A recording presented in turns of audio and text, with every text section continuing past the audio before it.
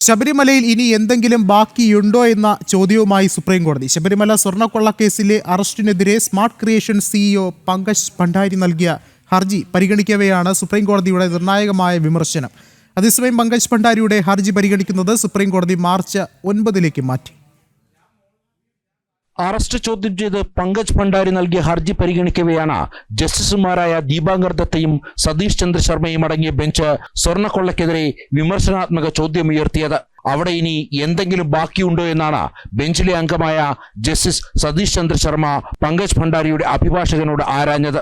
സ്വർണ്ണക്കൊള്ളയുമായി പങ്കജ് ഭണ്ഡാരിക്ക് ഒരു ബന്ധവുമില്ലെന്ന് അദ്ദേഹത്തിന് വേണ്ടി ഹാജരായ അഭിഭാഷകൻ വാദിച്ചു. ശബരിമല സ്വർണ്ണക്കൊള്ള എല്ലാ പരിധികളും കടന്നതാണെന്നും കൊടിമരത്തിലെ സ്വർണ്ണമരം മോഷ്ടിച്ചെന്നാണ് മാധ്യമ വാർത്തകളിൽ കണ്ടതെന്നും സുപ്രീംകോടതി മുൻപും വിമർശിച്ചിരുന്നു. അഭിഭാഷകൻ ആവശ്യപ്പെട്ടതിനെ തുടർന്നാണ് ഹർജി പരിഗണിക്കുന്നത് മാർച്ച് 9 സുപ്രീംകോടതി മാറ്റിയത്. ജനം, ഡൽഹി.